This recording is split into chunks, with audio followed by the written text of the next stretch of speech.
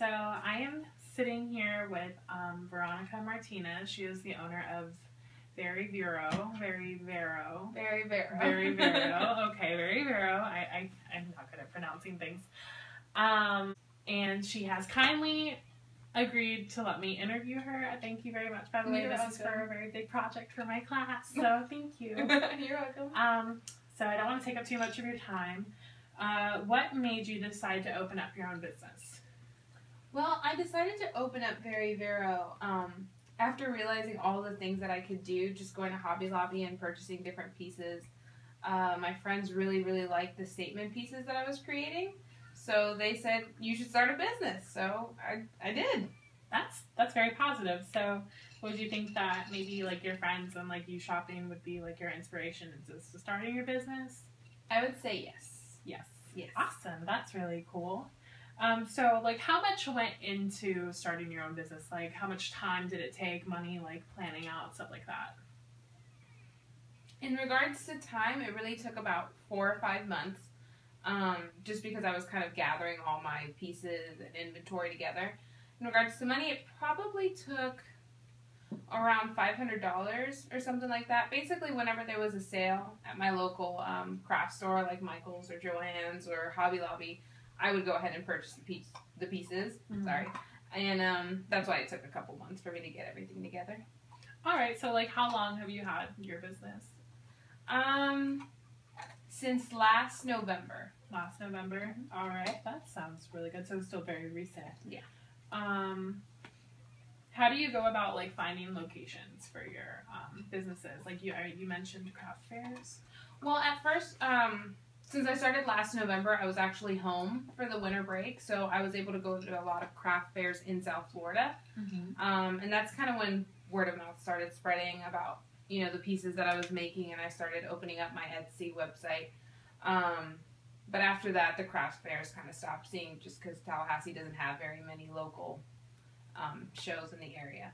So I would say that just word of mouth and craft fairs. Mm-hmm. You mentioned Etsy, so tell me about Etsy for those who don't know. Well, Etsy actually just started off, like I said, you know, sometime last year. My mom was just like, well, why don't you put a website on it? And I didn't want to go ahead and make the investment for a professional website, so I was like, let me just set up a little Etsy store. And I did, and it kind of just took off with the few pictures that I had there. Mm-hmm.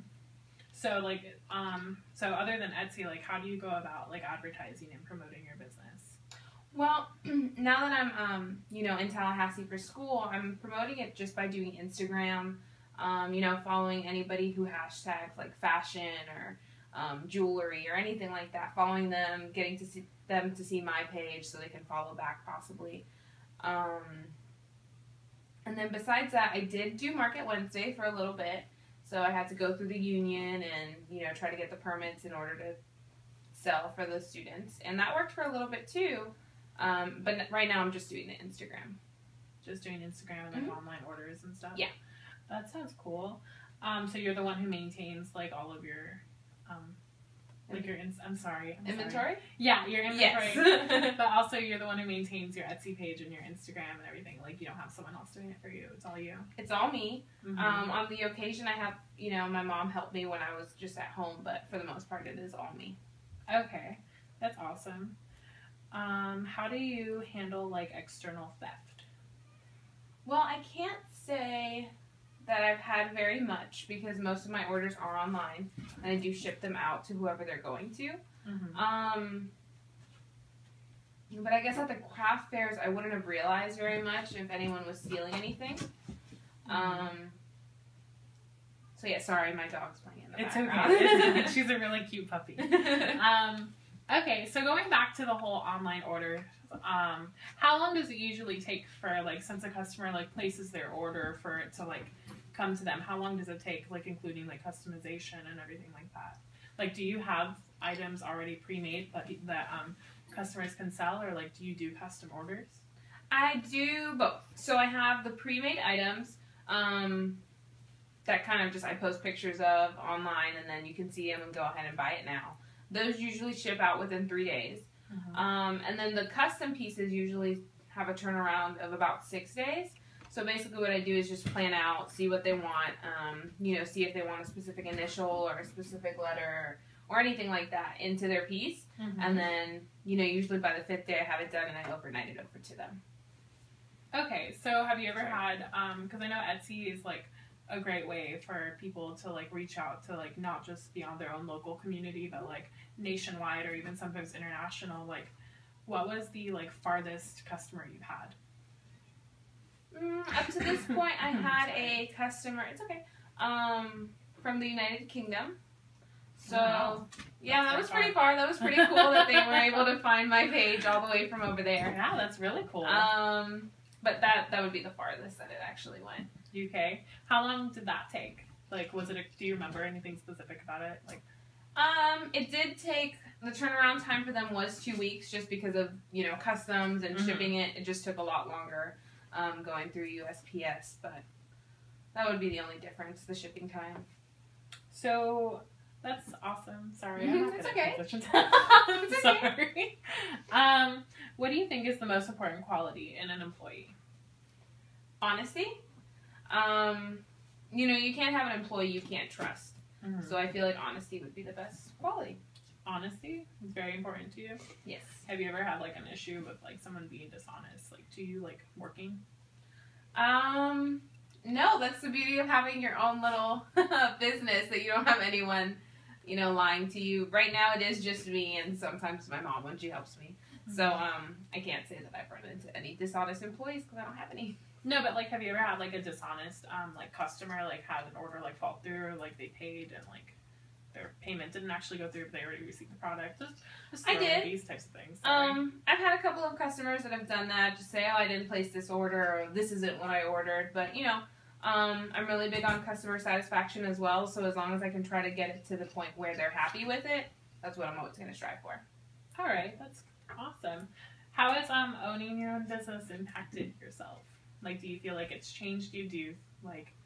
Well, I can say I feel more independent, knowing that I have, something to not necessarily fall back on, but to kind of count on. It's just nice knowing that I have something there.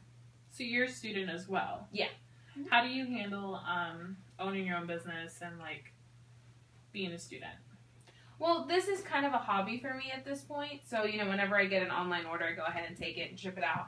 But at this point, my agenda, my planner, is my life. So I have to write down everything from when I have to, take tests. I can't do that late night procrastinating anymore. I have to go ahead and study for it early, because I also have to do orders and work.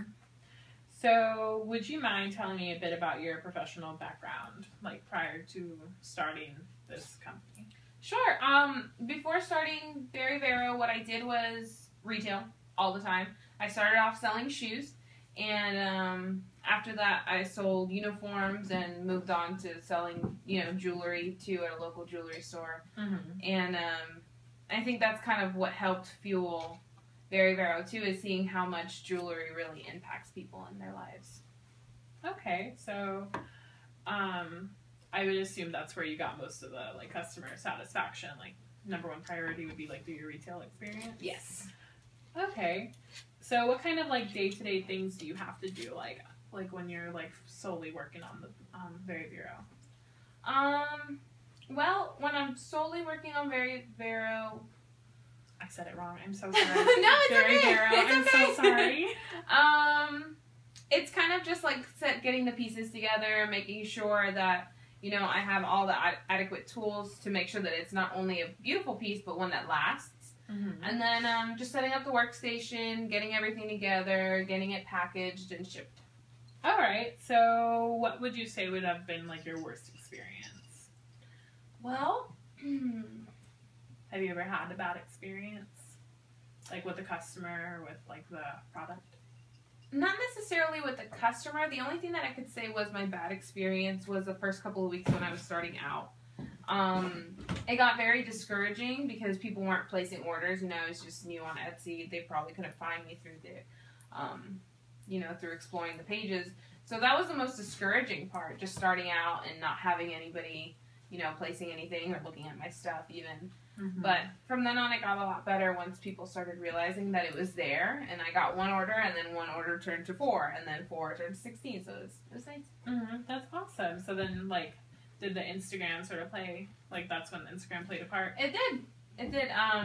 It took a part by just expanding who was seeing my pieces. Like, even if you don't buy them, it's still nice to know that, you're actively looking at my page and my pieces, and maybe one day you'll find something that you like. Mm-hmm.